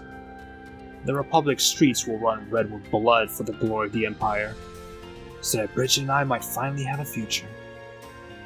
That doesn't even sound like Alan anymore. Jesus, I feel like it's getting worse. The curse's influence over him must be getting stronger. I don't like this. Jesus Christ. I can notice we're here at any moment. Now seems like a good time to retreat to a safe distance. He's probably still salty about us kicking his ass or whatever. I don't know. Anyway. Oh, we can go to the Durflinger? Oh shit. I didn't even... Wow. Oh yeah, that's right. They said there was an exercise camp that we can go to. I completely forgot. Oh, look who's here. Both of you here. Hey! Instructor Reen, it's an honor to see you again. You guys here to see what we're working on? That's about the size of it. Your plan was to use the Durflinger and the Arc Royale to destabilize their defenses, right? Is that their Operation Shining Steel or whatever the fuck? I don't know. It won't be easy dealing with the RMP and the Intelligence Division either. You have to think outside the box. We're going to need plenty of support on the ground in the lead up to the final rivalry too. It will be no easy feat, but Instructor Michael taking command of the Durflingers should inspire confidence. As for the Arc Royale, that's going to be packed to the gills with Thor's grads. They've got a lot of friends in the military, so we should be able to poke some holes in the defenses. Wow. When you hear it all spelled out like that, it really brings home the scope of this plan. Have you ever known Thors to do things in half measures? By the way, Kenneth and I have been traveling around making arrangements for the 2 trains' destinations. We'll be safe here for a while longer, but we should probably start thinking about what we want to go next. Right. I think we can get closer to the front without being spotted. I trust your judgment in this completely. You both have a real eye for details. It must be thanks to all the time they spent looking for the perfect fishing spots. Well, this would be the catch of a lifetime. Thanks everyone. Best of luck. Of course. Be careful out there, you guys. Oh my goodness. Really, Kenneth. To think you were intentionally avoiding getting into contact with anyone. It's no wonder I didn't see you while I was scouring the entire Empire. What'd you scour the entire Empire for, Annabelle? Nothing. No reason at all. My goodness. It's good these two got to see each other again, but they still have a lot of work to. They still have a lot to work through. Goodness. Well. Anyway. No one else out here, so hey, let's go into Durflinger. Talk to some peeps.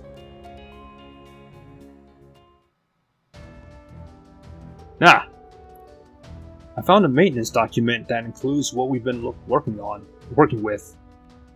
Despite how thorough it is a surprisingly easy read. The author really put a lot of thought into it.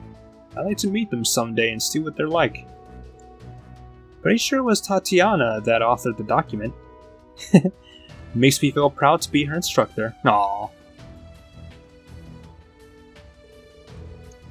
Hey Ada, carrying out maintenance on a Durflinger?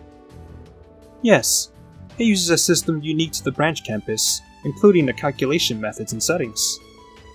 While I've backed up the original data, what I'm in the process of now is rewriting it to match the specifications made by and for the main campus. I see. Thanks for that.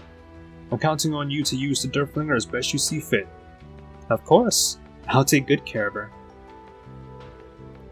Anyway, I feel like I finally have an idea of how sizable the missing piece in this equation is. Almost every operation so far has been led by Prince Cedric after all, and now it kind of leaves me feeling, well, I understand. It's only natural to feel on edge at a time like this, you know. But you've all changed since then, right? Yes.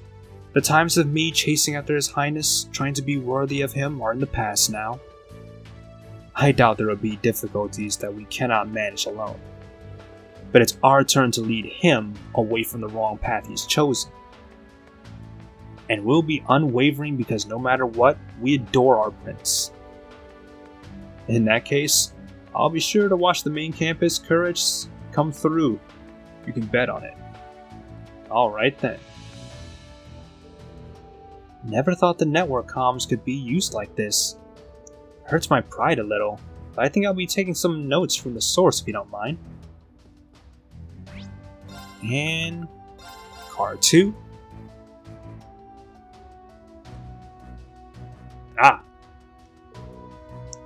Good day, everyone.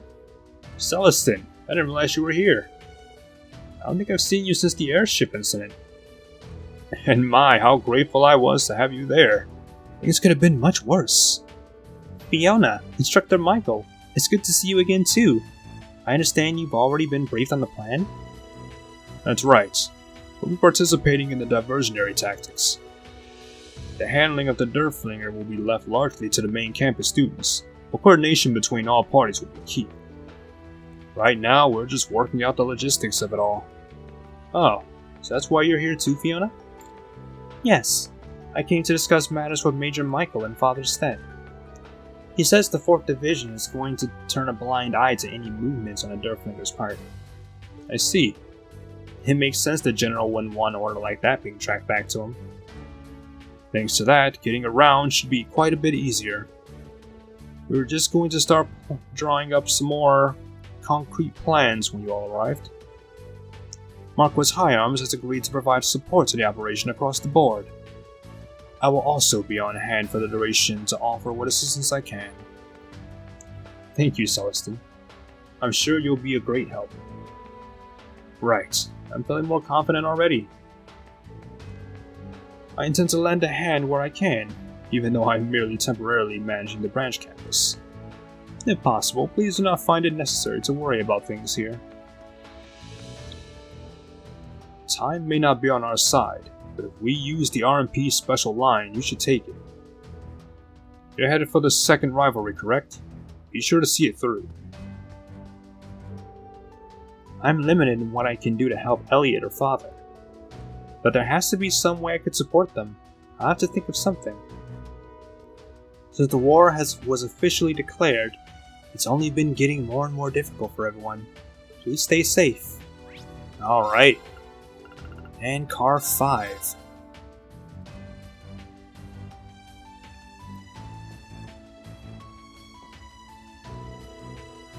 There's a pretty huge array of controls to get used to. I heard that the Derflinger was attacked by Ouroboros. The branch campus has really been through a lot, haven't they? The joint component adjustments are complete, so we're finished here for the time being. We'll really be able to see how well we can fully utilize it once we hit crunch time. We need to prepare ourselves now. Well, guess that's it for that.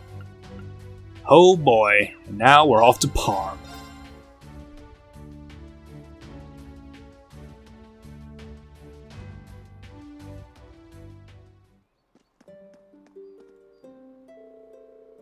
It's my second visit here. 4 months since the first. I never thought it would be like this. My boyfriend was drafted. Before I knew what I was doing, I was on my way to this town, where we've been on a trip together. Chasing after memories isn't productive in any way, though. Yeah, but if it'll keep your spirits up, then you gotta do what you can. Reggie joined the army and left the other day. He was a promising one. Won the special award in this year's Spring Dye Festival. I wish I could have done something to keep him. But we're powerless here. When the army calls, you've gotta go.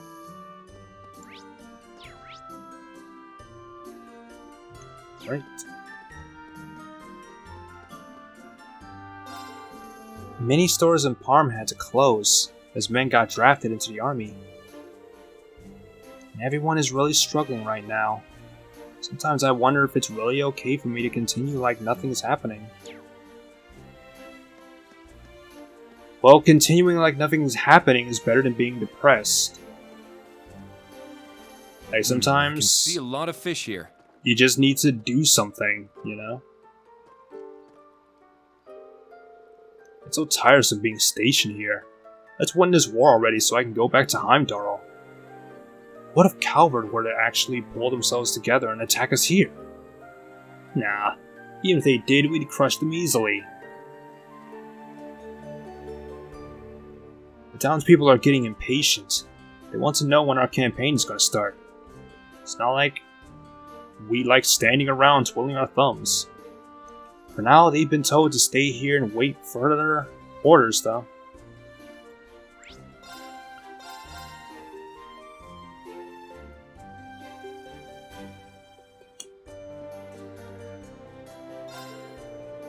Bertrand asked me to look after the place until he returns from the war. Securing supplies is no easy task, but I've got good neighbors who are letting me buy some from them. Cadden started helping out recently, but he's not here at the moment. He said he was going to church with Clover. Whoops.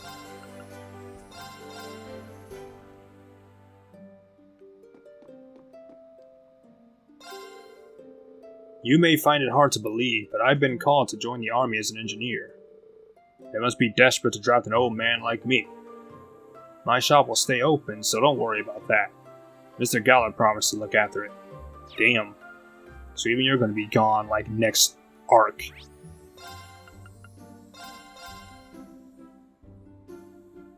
It's like, you might as well just draft everyone. Like, what? Like, at this point, why even... Like, at this point, you might as well just draft literally everyone. Like, they have no choice. I had a feeling it was coming, but my draft card finally arrived. I'm trying to cram in as much weaving as I can before it's time to leave. I practically glued myself to this loom. Poor Lou's gonna have to manage all this on her own soon, so I want to lighten the workload as much as I can in the meantime. I'm not as naive as to have thought my husband would somehow avoid getting drafted. When it actually happened, I was anything but ready. Unlike me, he just quietly accepted it. I don't know if I'd prefer if he swore and raged against his fate instead. Alright, damn, it's like these two helped us, didn't they?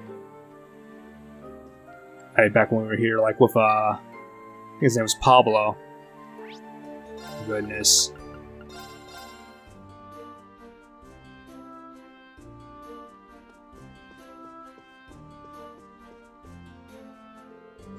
Father Hobbins has been keeping our morale up with his inspirational sermons.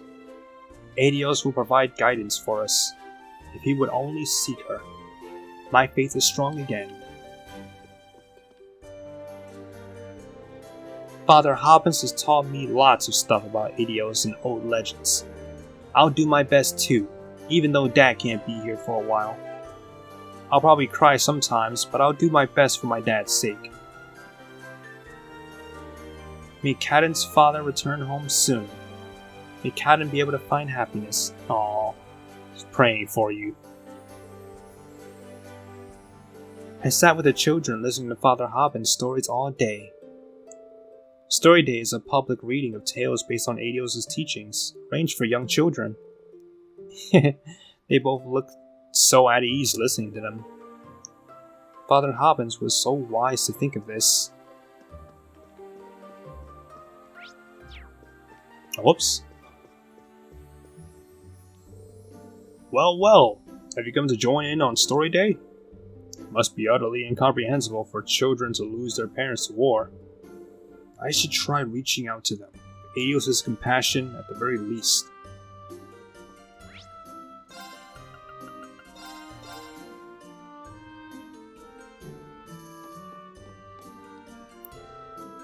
You see fewer and fewer men in Parm, and yet the conscriptions continue. At this rate, it'll be just women, children, and the elderly here. Mr. Gallard is stretching himself thin helping everyone. I wish I could do something for him.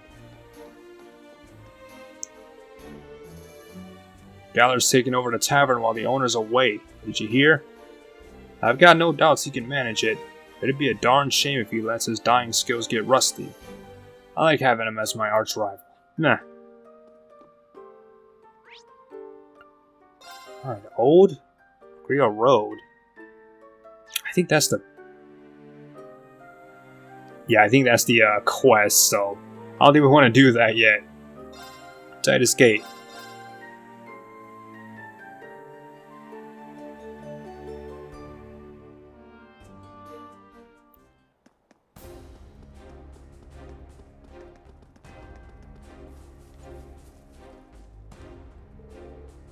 Bolts, check. Wheels, check. It's all equipment where the slightest error in adjustment could create a huge accident. Doesn't matter how many times I check, I still get anxious thinking about it.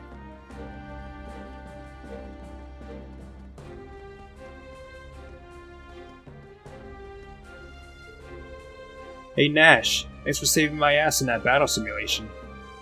I just can't seem to get good at shooting. I really don't think I'm ready for a real battle. I told you not to worry about it. I'm no marksman myself, but us newbies gotta help each other out. Nice to hear you say that, man. Little Bird says that war's close. Whatever happens, let's come back alive.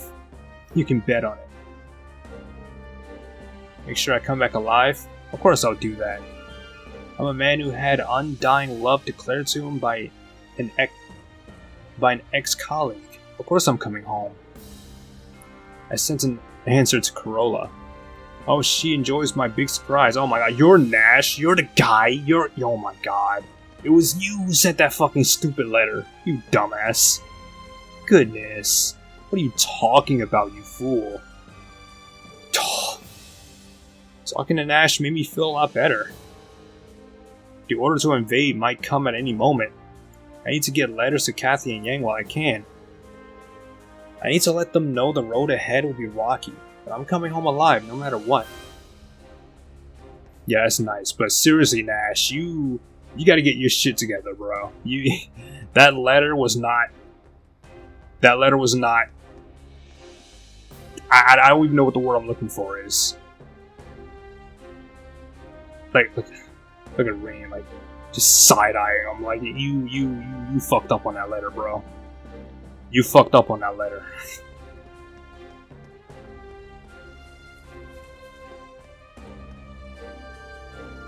Time may be short, but the new recruits have somehow managed to become proper soldiers. They won't be an impediment to our main forces for now. On the battlefield, you can only rely on your own strength. As soon as the squad is ready, I'll suggest we improve our strength before the campaign begins. Supreme Commander Vandyck says that the war will be over in a month. According to the Sergeant Major, we'll be using all available supplies in preparation for a quick fight. We'll have to do everything we can to support the Armored Division's advance.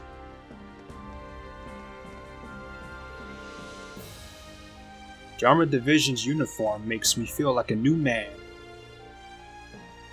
The mayor and all the residents of Ulster are all counting on us. We're going to defeat Calvert and take revenge on His Majesty.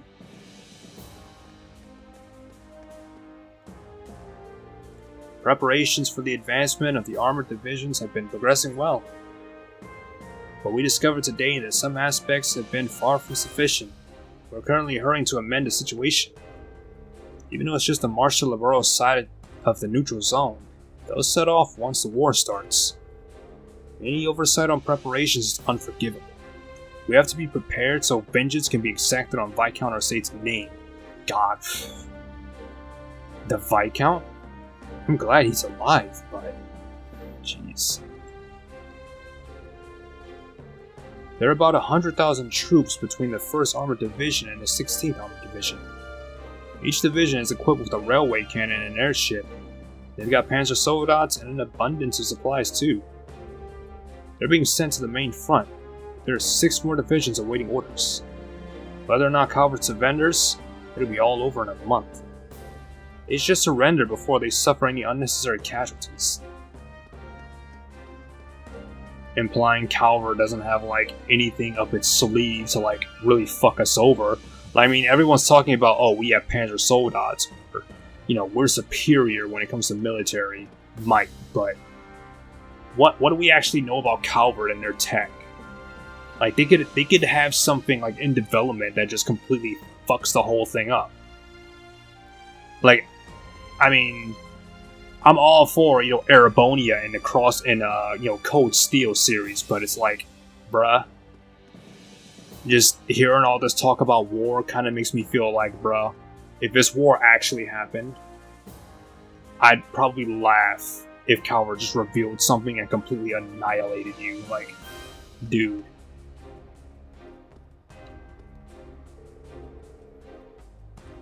I heard the patrolmen here have been working hard to support the armored divisions.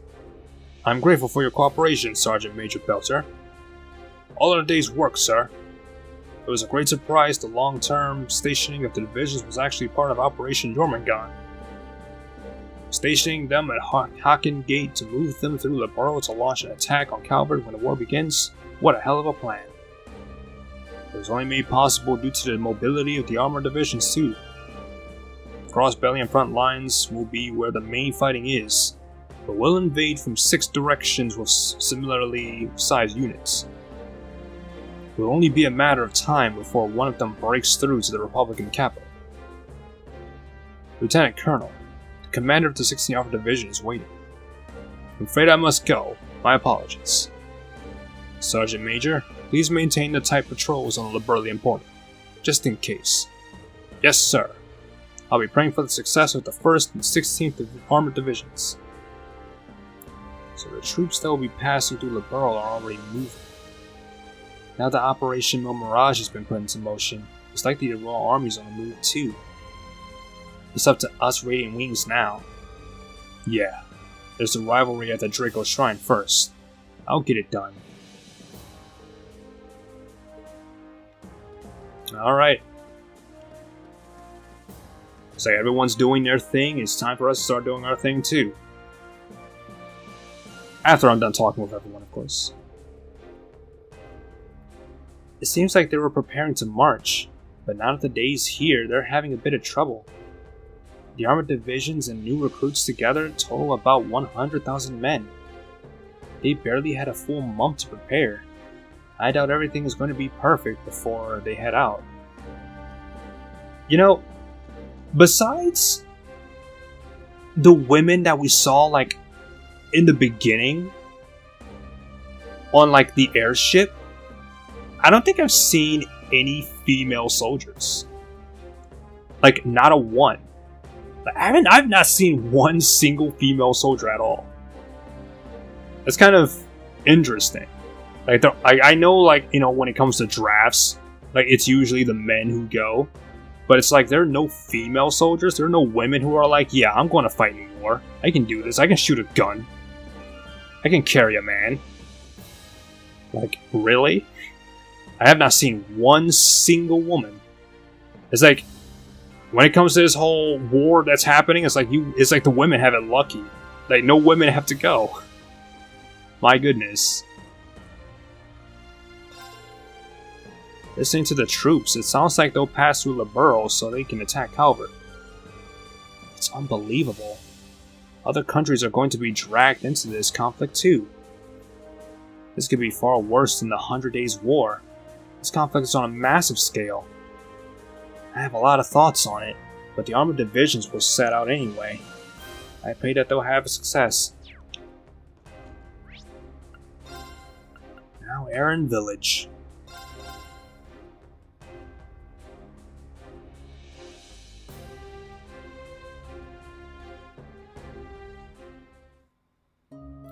Also, I've been thinking about it.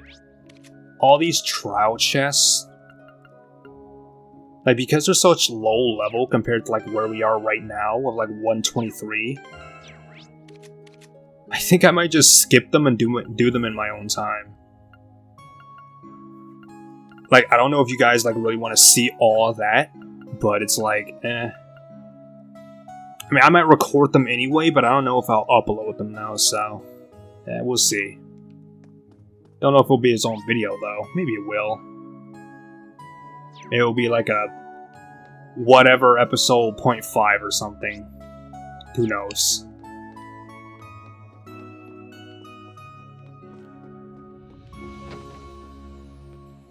Hello, Rose. I'm exhausted. Won't someone bring me something meaty and some juice and sweets while they're at it? She's really taking it easy, huh? Well, a short rest can't hurt. I do have some jobs to take care of. I was gonna pop out in a bit. Besides, some carefully focused slovenliness over a short period of time will help me restore my mana. That's certainly rather skilled of you to manage in a way. Man, I wish I had brought Emma here. Apparently, some strange person wandered into the village. Beryl. Well, it's probably fine to leave them be. They look like they're with Thor's. Besides, I need some carefully focused slovenliness to help me restore my mana. Yes, yeah, but she sensed Beryl, or at least heard about her. Yep, Beryl's here. Goodness. Might go talk to her. I think she's at the inn.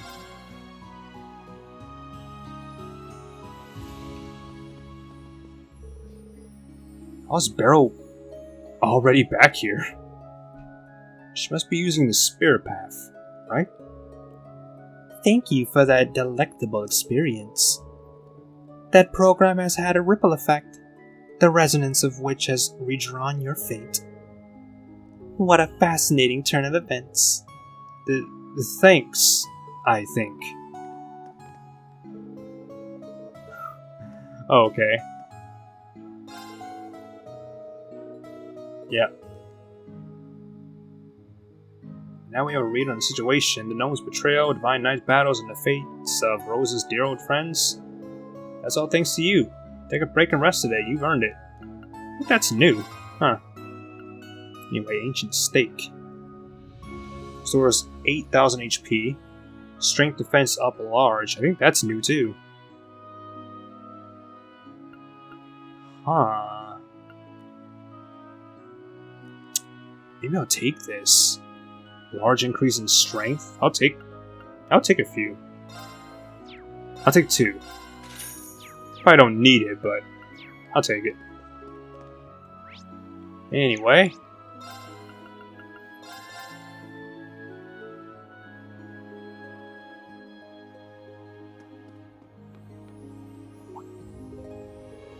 Hello, and welcome to Limerick.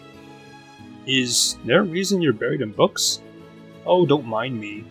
Ever since the mastermind behind all this was revealed, I've been going over the history books. I never would have thought that the Ebon Knight was lurking behind all those incidents. I know, right? Like, holy shit. However, if I reapproach these documents with that fact in mind, I can easily understand what the gnomes are thinking. I can feel all my doubts and questions melting away. Wow, that's, great. Would you happen to know if any new information's turned up yet? As a matter of fact, yes. It regards the completion of the Great Twilight. The Black Workshop is entirely unfit for this purpose, since it is cut off from the spirit veins. So they must have taken some special measures to fix that. And in contrast, we're trying to come up with a plan to strike that point. Ah, I see. Indeed, this is thanks to you all activating the Spectral Moon Mirror. I'm truly thankful. Ashen Awakener, Children of Thor's, take care of yourselves out there on the rest of your journey. We will. Thank you. Alright.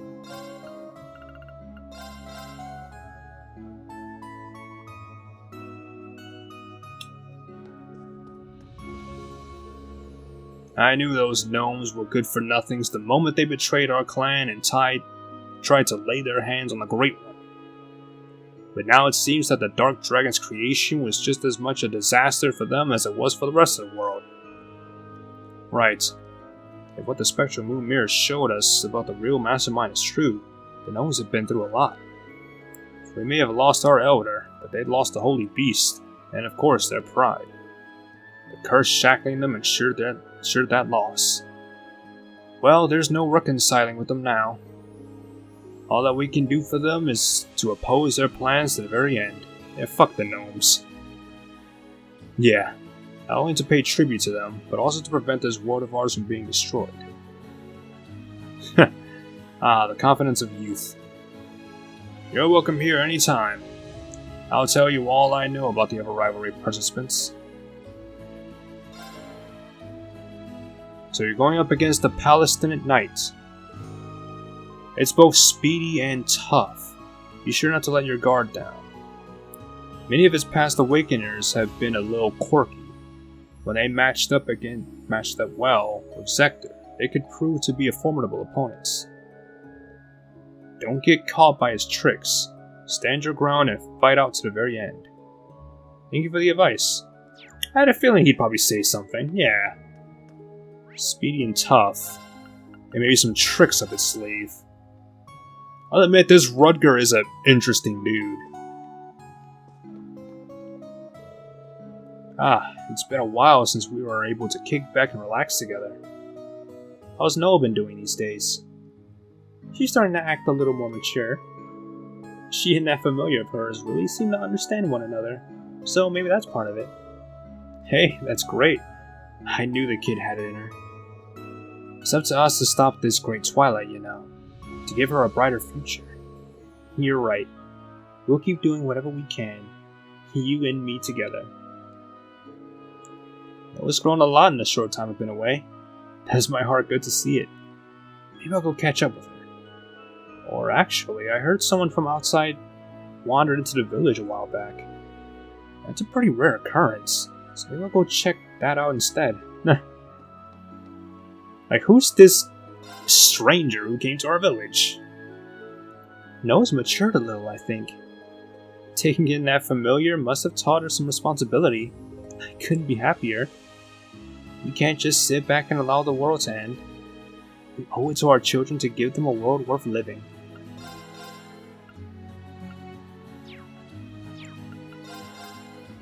Brave Seeds, Spirit Instance. Oh man, I could probably get so much of this. Spirit Instance, we have a lot of that. Brave Seeds, my goodness, that would definitely be useful. Give me one. I can get more U material. Ooh boy. Fortune Teller's Home.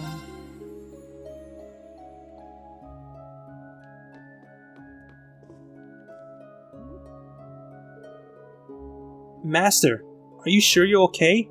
You scared me half to death when you collapsed like that. You always like to overreact, so I was avoiding telling you this. But I have a condition where I feel unwell if I overexert myself when using my power of divination. You're a good student, Sigyn. Learn to properly harness the power within you and keep growing. When I was young, I dabbled in some spells I shouldn't have, and brought this affliction upon myself. I see. So that's why you're having me focus so much on the basics. Well, don't just stand there. You have training to do. I'll be alright after I rest a while. Aww. I was so scared when Master suddenly collapsed. I'm just glad it wasn't serious. Still, the spirit veins aren't looking good. I have to make sure I support Master so she doesn't overexert herself. Well now, this is awkward. I didn't want you to see me like this. I've been doing what I can to resist the twilight, but it looks like I overdid it. Don't worry, I'll be fine once I get some rest. Apparently someone wandered in through this barrier recently. From what I hear, she's a little mysterious, but not a bad person. Perhaps I'll go say hello and welcome her to the neighborhood. Aw, it's like everyone knows about Beryl. Like, oh, a stranger wandering into the village? Oh, that doesn't just happen. But yeah, I like Beryl. I don't think she's a bad person, though. She might not be the Grand Master. Like, I know I went on about that, like, oh, what if it's Beryl? Nah, can't be Beryl. Now Beryl's finally old enough to offer up some proper assistance now. It's been an absolute lifesaver. Especially when all the adults are getting busier and busier. Even we're feeling a little anxious too. I guess that means we only have a little time left before we hit the apex of the Great Twilight. You know what? Everything's gonna be fine. Yeah, I know you can do it. And, you'll have me cheering you on too. So go out there and beat this thing. Aw, thank you, Nina. A fishing spot. How nice. Stop it! It's not Loki's fault the hot spring got all messed up. But I said something really mean to him. I feel awful. I wonder if he'll forgive me. Oh, I'm sure he will. You just gotta be sincere about it. Be sincere, do something to make it up to them. You won't believe this! Someone from the outside world stumbled into the village today. And it happened right after I started helping around the house. It must have been a gift straight from Adios. But, well... I asked every question about the outside I had bottled up in my brain, but all the answers I got in return were so boring. I guess not everyone out there is super interesting. It was a little disappointing, to be honest. Nah. Yeah, outside world is just not as cracked up as you think it is. Q? You... What's this? Aw, I bet you're worried about your owner, aren't you? Aw. I'm sure you two will make up in the next arc or something. Anyway, I think that's probably everyone. Unless there's like something in the hot springs or something, I don't know. Into the hot springs with... here we go! Into the hot spring with Alyssa, Fee, Emma, Laura, and Sarah to trigger some of it. God! Okay, who is it? Alyssa, Fee, Emma, Laura, Sarah. Okay, so basically just all the girls from class 7. And instructor Sarah. So yeah, alright. To the courageous we go! Alright, so we got all the girls here. Into the hot spring with Alyssa, Fee, Emma, Laura, and Sarah to trigger some. Yep, got them all.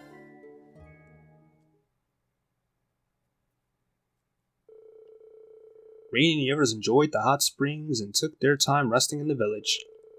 Soon enough, a familiar group found themselves together in the open air bath. Tough! What are you surrounding me for?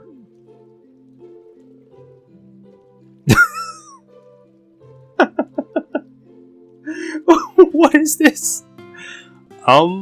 Looks like I'm the odd man out here. I'll just be. No need to be shy, Reen. These aren't any worse than swimsuits. Nothing scandalous here. Besides, we even have Toa here with us this time. You sure do. This has got me thinking back to when we went to the hot springs in Ymir. Time really flies. I'm still not sure why I need to be here, let alone in human form. Well, either way, I'm glad you agreed to make an exception and tag along, Celine. Can you believe your luck, Reen? You basically have your pick here, if you catch my drift. Oh, God.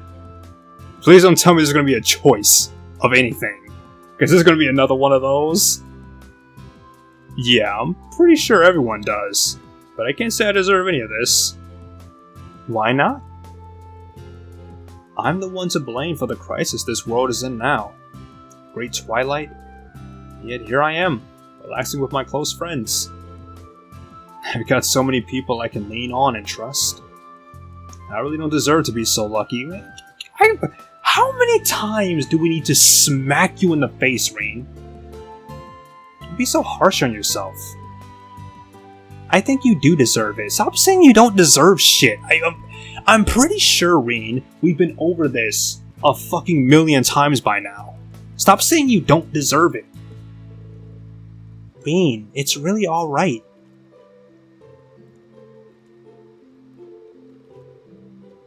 Times like these really are precious, so we gotta make the most of them. Agreed.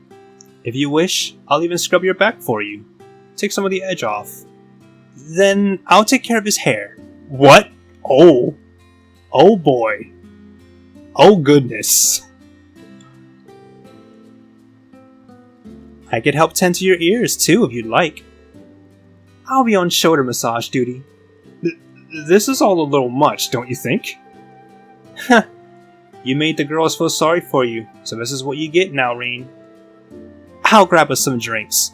Maybe snag a bite or two. Oh my goodness. And so, after an extraordinarily decadent soak, Rain stumbled out of the hot spring and recharged in a variety of ways. Oh, I'm sure. Oh my goodness.